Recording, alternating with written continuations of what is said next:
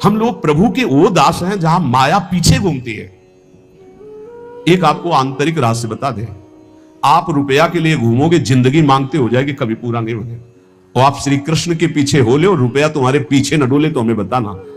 माया को सब जग भजे, माधव भजे न कोई, और जो माया तज माधव भजे तो माया दासी होए, माया चेरी होए, समझ लो। अरे भगवान के मारा घूम रहा है वैभव उनका अनंत ब्रह्मांडों में, उनके दास होके यार ये बहुत, ये अमल मत घोरा अनर्थकार इंद्रियाणाम, ये इंद्रियों के वशीभूत। हमें यही समझ में नहीं आता कि अपने लोग जब भगवत मार्ग में है तो रुपया और भोजन और वस्त्र और वास इसकी चिंता क्यों है? क्या जगन्नाथ स्वामी के चरणों में तुम्हारा समर्पण नहीं हुआ क्या? क्या जगदीश भगवान की महिमा को नहीं जानते हो क्या? फिर जानते नहीं अपने स्वामी को तो दास कैसे कहलाते हो? अगर स्वामी को जानते हो तो आप सच्ची मानिए, हम आपको कैसे बताएं। जरा सी भी आवश्यकता आज तक ऐसी नहीं अभी कि अब क्या होगा। हमें चिंता नहीं करनी, बिल्कुल चिंता नहीं करनी। आप सबको हम बता रहे हैं, किसी को भी चिंता नहीं करनी। आपका पूरा भार प्रभु लिए, आप शरणागत है। आप इन छोटी छोटी बातों से हटिए, हर परिस्थिति में राजी रहिए। अगर हम इसमें राजी है तो सच्ची किसी दिन ये कट जाए, हम व्यवस्था ना कर पावे और फिर बैठ के सत्संग हो, तो फिर देखो कितना आनंद आएगा।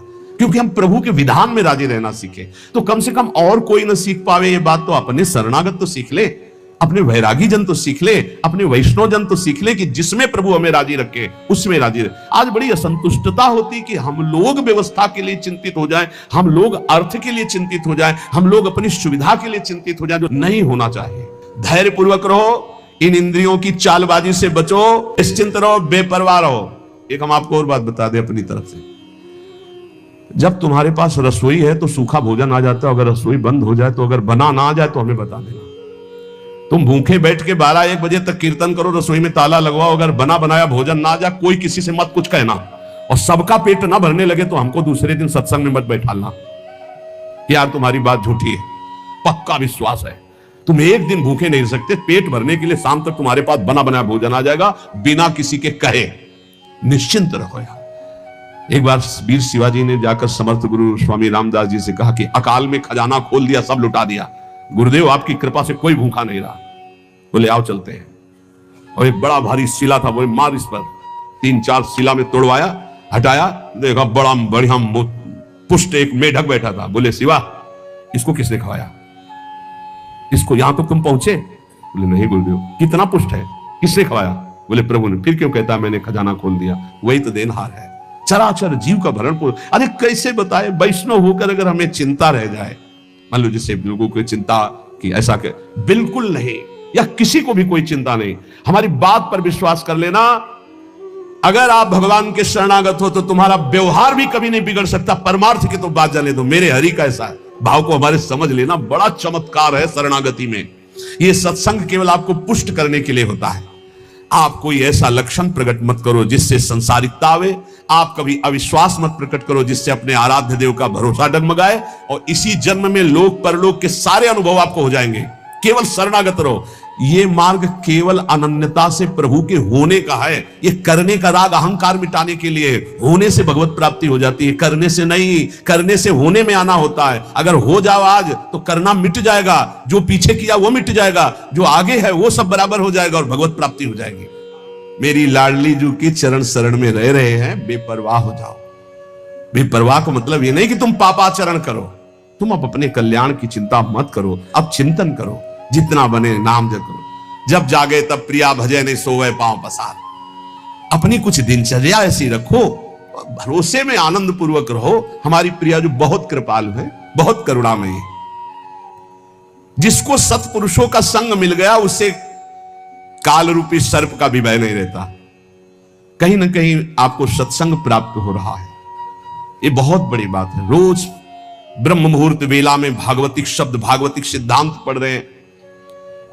अगर हमें सत्संग मिल रहा है और हमारी सद्भावना बन रही तो हमें प्रभु का प्यार निश्चित मिलेगा। प्रभु हमें प्यार कर रहे हैं, तुम्हें दिखाई नहीं दे रहा, लेकिन प्रभु तुम्हें बहुत प्यार कर रहे हैं। मनुष्य शरीर दे के ये सौभाग्य जो है ना, ये केवल भगवत कृपा। जब द्रवहि दीन दयालु राघव साधु संगति पाई।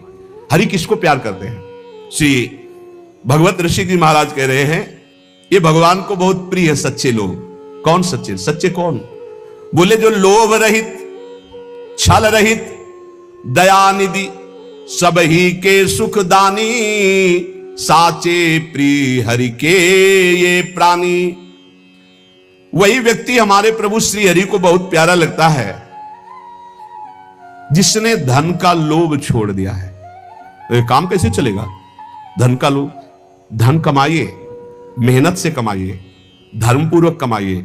लोभ रखोगे तो पाप कर लोगे, लोभ रहित होकर धर्म कमाओगे तो पुण्यमय धर्म, धर्ममय धन, लाभमय धन, सुखमय धन होगा। मान लीजिए, प्रार्थना मान लीजिए, लोभ रख के धन कमाओगे तो पाप जरूर बनेगा। ये लोभ ही पाप की जड़ है। पाप किसका होता है? जिसके हृदय में धन का लोभ होता है। तुम्हें इतने रुपए देंगे, इसको ऐसा कर दो, आप कर देंगे। रुपए का लोभ है। रुपए का लोभ है तो आप नहीं देखेंगे किसको क्या पीड़ा हो रही है, आप चोरी, हिंसा, जो चाहेंगे। ये लोभ रहे। धन का लोभ ना रखते हुए धर्म पूर्वक धन कमाते हुए गृहस्थी में परिवार की सेवा करें, और विरक्ति में तो भगवान के भरोसे जब जैसे चाहा। लोभ नहीं। सबसे ज्यादा खास बात हमें लोभ पाप में लगाता है।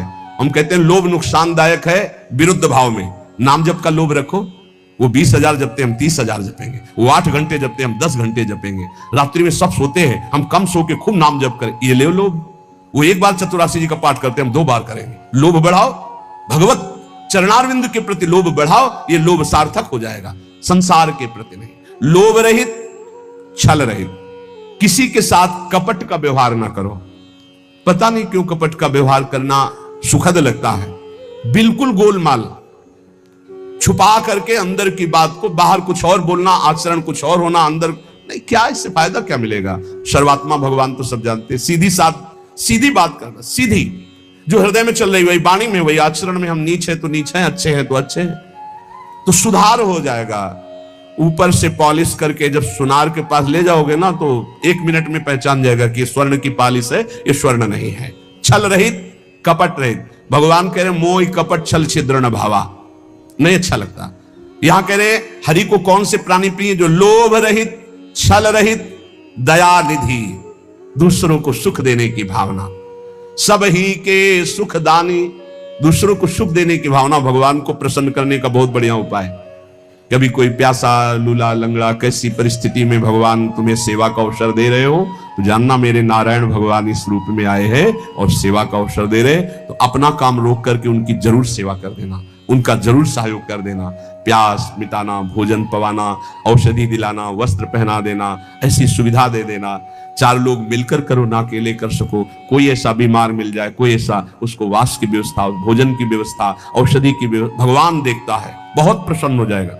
हम चाहेंगे ऐसा कि आप लोगों के जीवन में कभी भगवान ऐसा अवसर दे कि कोई किसी की सोच उठानी पड़े, कपड़े धोने पड़े, और ऐसी सेवा में आप आनंदित होकर कर ले, फिर आप देखना आपके जीवन की धारा बदल जाएगी। विश्वास मानना, साधना तपस्या एक तरफ, और किसी एक बार ऐसे किसी असहाय की सेवा जो भगवान ने तुम्हें दी हो, ढूंढने की जरूरत नहीं, अचानक भगवान ने दी, आप उठा ले जाओ अस्पताल में, उनकी औषधि कराओ, अपने घर ले आओ, उनको स्वस्थ करो, कपड़ा लत्ता पहनाओ, 100-200 रुपया दो, जाओ भाई जहां जाना हो, तुम्हारी जहां व्यवस्था हो, इतना जरूर कर दो। जरूर, जब तक असहाय समर्थ अवस्था है, कोई वृद्ध है, कोई ऐसा है, जरूर सेवा करनी चाहिए। बोले दयानिधि सब ही के सुखदानी। अब आगे कह रहे कि अगर ऐसे सदगुरु की प्राप्ति हो जाए तो भगवत प्राप्ति देर नहीं लगती।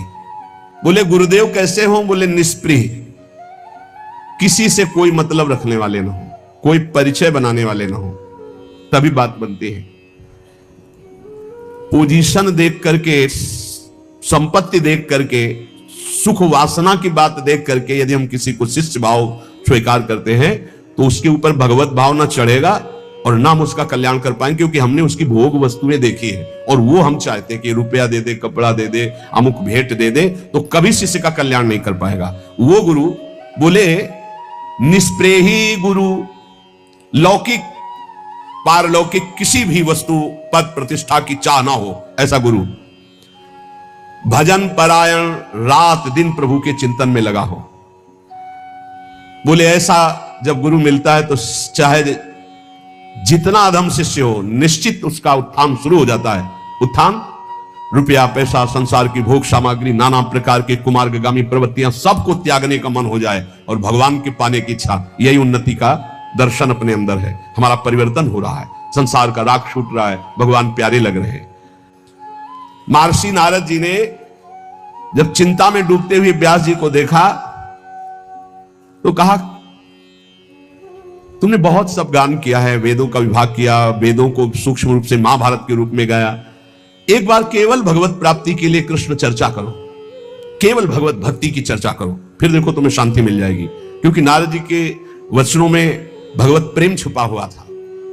देवर्षि नारद जी के इशारे मात्र की जरूरत थी कि भगवान व्यासदेव जी ने ये जो श्रीमद् भागवत पुराण रचा, इससे उनको शांति हुई। उनको स्वयं के लिए कोई अशांति नहीं थी, जगत का मंगल कैसे होगा, जगत के लोग भगवत प्राप्ति कैसे करेंगे।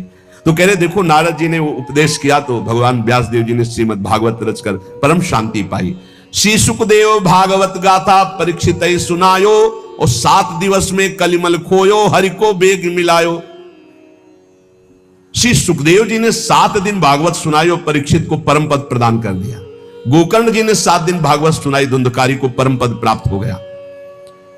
अगर वक्ता भगवत अनुरागी और श्रोता भगवत श्रवण में रुचि रखने वाला, भगवत चरणारविंद में शरणागत, तो निश्चित भगवत प्राप्ति हो जाएगी। जनकपुर में रहते थे, उस समय राजा विदेहराज बहुलाश्व थे, वो भी भगवान की नित्य सेवा में रहते थे। सुबह प्रातःकालीन वेला में सेवा में प्रवेश कर जाते और मध्याह्न 2 बजे के बाद सेवा से निकलते। एक दिन देवर्षि नारद जी ने कहा कि भगवान द्वारिका में साक्षात विराजमान है, जिनकी आप आराधना कर रहे हो, चल के दर्शन करो ना। बोले जो आज्ञा। सुबह सारथी को कहते रथ सजाओ, मैं सेवा करके आता हूं, अभी चलता हूं दर्शन के लिए। पर सेवा पद्धति फिर वो 2 बज जाते। रोज रथ सजता पर वो जा नहीं पाते, सेवा में तल्लीन रहते।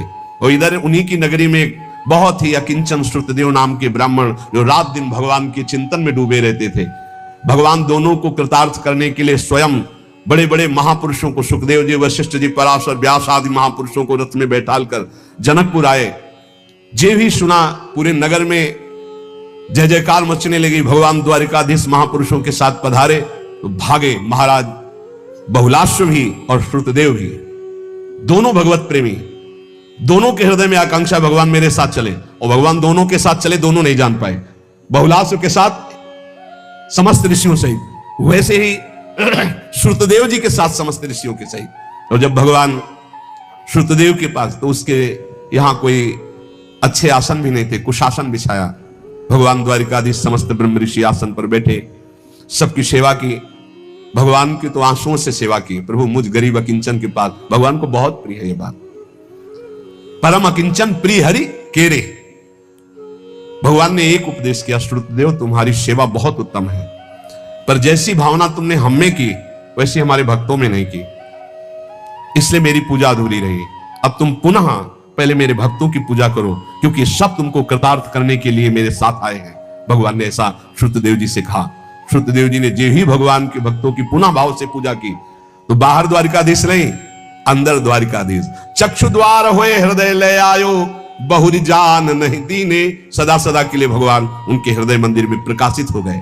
सच्चे भाव से गोपीजनों ने, यद्यपि गोपीजनों की स्थिति बहुत ऊंची है, पति पुत्र परिवार घर में रहते हुए भगवान की ऐसी उत्तम अवस्था कोई भी एक वृत्ति नहीं है संसार में। ऐसी उच्च कोटि की अवस्था बड़े बड़े महापुरुषों ने नमन किया गोपीजनों को।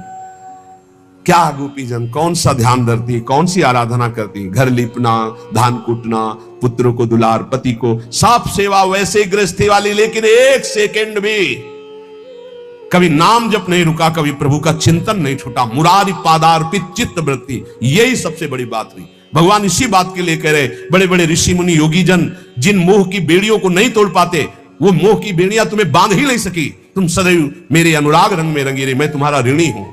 मुरारी पादार्पित चित्त वृत्ति। लोक वेद कुल कानी न मानी, न लोक की मर्यादा, न वेद की, न कुल की, न कोई, एकमात्र श्री कृष्ण। भाव में, स्वप्न भाव में एक बार अनिरुद्ध जी उषा जी के आगे भगवान के चतुर्व्यूह में है। वासुदेव शंकर्षण प्रद्युम्न अनिरुद्ध, जैसे राम लक्ष्मण भरत शत्रुघ्न, ऐसे वासुदेव शंकर्षण प्रद्युम्न अनिरुद्ध। अनिरुद्ध भगवान के ही स्वरूप हैं, भगवान के ही सदस्य हैं। उषा जी ने स्वप्न में देखा, पीछे चरित्र सुनाया था। बोले इतना दृढ़ निश्चय हो गया कि उनको पति रूप में प्राप्त हो गए। जैसे चंद्रमा प्रकाशित होकर सबको शीतलता प्रदान करता है, ऐसे पूज्य श्री जयदेव जी की गीत गोविंद जगन्नाथ भगवान को बहुत प्रिय। जहां गीत गोविंद गाए भगवान उसको सुनने के लिए पीछे पीछे डोले। यदि भगवान की कृपा से कहीं साधु संगति मिल जाए तो इस संसार समुद्र में पुनः जन्म नहीं होगा, वो निश्चित भगवत प्राप्त हो जाएगा। इसीलिए कहते हैं विश्वास करो सत्संगति संस्कृति का अंता, सत्संग आवागमन के चक्र का नाश करने के लिए है। तो श्रीपाद प्रबोधानंद जी महाराज कह रहे हैं ये घोर अनर्थ करने वाली दुष्ट इंद्रियां, इनको कभी मित्र मत समझना मेरे भाई, ये फंसा देंगी। बहुत दुष्ट है, लाख समझाओ ये दुष्ट मानती नहीं है जब तक इनकी पिटाई नहीं होती। पक्का समझ लेना, ये जब फंसती है तब बार बार कान पकड़ दे। आज के बाद कभी नहीं करे, हे भगवान बचा लो, कभी नहीं। और बचा लिया, शाम के फिर वही करें। ऐसा दुष्ट मन, ऐसी दुष्ट इंद्रियां ये सुधरती है, पिटाई से ही सुधरती है। इनकी पिटाई क्या है? ये जो मांगे वो मत दो। आज ये बने खीर बने बढ़िया, दूध डाला, चावल डाला, बन गई खीर। चीनी नहीं डाला, नहीं डालना चाहिए। प्रभु को भोग लगाओ और पवाओ, कहेगी चीनी नहीं डालना, खीर पाओ। आज हमको पकौड़ा पाने, नमक मत डालना, पकौड़ा बनाओ, भोग लो। इसको उल्टा दे, तभी मानेगी। कल ये श्री जी पोशाक धारण किए थे, आज ये पोशाक। आज श्री जी का ऐसा, श्री जी का चिंतन करने निकले कि शरीर का पोषण करने निकले। अरे इसके लिए उदासीन रहो, जो बने सो ऐसे ढाल लो, बस प्राण पोषण करना है। यदि अपनी इंद्रियों को नहीं रोक पाया तो निश्चित नष्ट हो जाएगा, और अपनी इंद्रियों को रोक ले तो निर्विकार अवस्था सहजानंद स्वरूप की प्राप्ति हो जाएगी। देखो, इंद्रियों का संयोग करने के लिए मन लालायित है कि एक बार हो जाए तो मन को समझा दूंगा, लेकिन एक बार संयोग हो गया तो तृष्णा जीने नहीं देगी। पक्की बात समझ। ये ऐसा दलदल है, एक बार जो उतरा तो गुरु हरि चाहे निकाल ले, बकाया दूसरा स्वयं निकल पावे, ऐसा किसी की सामर्थ्य नहीं। शब्द याद कर लो, गुरु और हरि के सिवा कोई ऐसा नहीं कि इस दलदल में जो उतरा उसको निकाल ले, अंतिम समय तक नहीं निकल पाएगा। केवल गुरु और हरि निकाल सकते हैं, वो एक ही, हरि गुरु एक ही है। तस्मात् संगो न कर्तव्यः स्त्रीषु स्त्रैणेषु चेन्द्रियैः विदुषां चप्य विश्रब्धा षड्वर्गा किमु मादृशाम। इसलिए वाणी, कान, मन और इंद्रियां, इनसे गंदी बातें सुनना और देखना बंद करो। पहले तो कभी कोई दृश्य जंगल आदि में एकांतिक दिखाई दे जाए तो साधक को सावधान होने की बात कही गई थी। पशु पक्षियों के सहवास देखने से मना किया गया था। अब तो मोबाइल है, इसमें तो बहुत से बच्चे आकर बताते हैं कि हमने ऐसे दृश्य देखे जिनके कारण हमारी कुमार्गगामी बुद्धि हो गई और मैं भ्रष्ट होते होते ऐसी दुर्दशा को प्राप्त हो गया। बचो भाई, दृश्य से बचो, श्रवण से बचो, संग से बचो, मनन से बचो। अगर गलत दृश्य देखोगे, गलत श्रवण करोगे, गलत संग करोगे, गलत मनन होगा तो गलत क्रियाएं होंगी तो नष्ट हो जाओगे। ध्यायतो विषयान् पुंसान् संगास्तेषु उपजायते। जब विषय चिंतन होता है तो उसके भोग की आकांक्षा होती है। संगात संजायते कामः, कामात् क्रोधो विजायते, क्रोधात् भवति सम्मोहा, सम्मोहात् स्मृति विभ्रमा, स्मृति भ्रंशात् बुद्धिनाशो, बुद्धिनाशात् प्रणश्यति। सर्वनाश का जड़ है भोग चिंतन, भोग श्रवण, भोग दर्शन, भोग क्रिया। इसलिए उपासक सावधान। भगवान कह रहे हैं मेरे लोगों की, ये पुनर्वाक्य, मेरे लोगों की बात ही क्या, बड़े बड़े विद्वानों के लिए भी अपनी इंद्रिय और मन को कभी विश्वास नहीं मानना चाहिए, कभी धोखा दे सकते हैं। भगवान श्री कृष्ण कहते उद्धव, ये उद्गार महाराज पुनर्वाक्य थे। उनका हृदय जब ज्ञान से प्रकाशित हो गया तो उन्होंने मेरा साक्षात्कार अपने हृदय में करके शांत भाव को प्राप्त हो गए। ततो दुस्संग मुत्सृज्य सत्सु सज्जेत बुद्धिमान संते तस्य छिंदंती मनोव्यासंग मुक्ति भी। इसलिए बुद्धिमान साधक को चाहिए कि कभी कुसंग ना होने पावे, न मोबाइल से, न किसी व्यक्ति से, न, बहुत बच के रहना है, बहुत बच के रहना है। संत पुरुषों का सदुपदेश और उस उपदेश का चिंतन, वैसे आचरण तो कोई भी तुम्हें पकड़ नहीं सकता।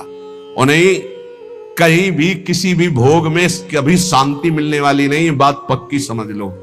जहां उर्वशी जी हैं, मेनका जी हैं, रंभा जी हैं, बड़ी बड़ी अप्सराएं, वहां देवराज इंद्र उनका स्वामी है, इसके बाद भी उसको शांति नहीं है, वो भी विषयी है। देवताओं का स्वामी भगवत स्वरूप होते हुए भी विषयी है। इसका मतलब है बिना भगवान का नाम जप के भजन के इन विषयों पर विजय प्राप्त नहीं की जा सकती, चाहे जितने भोग हो।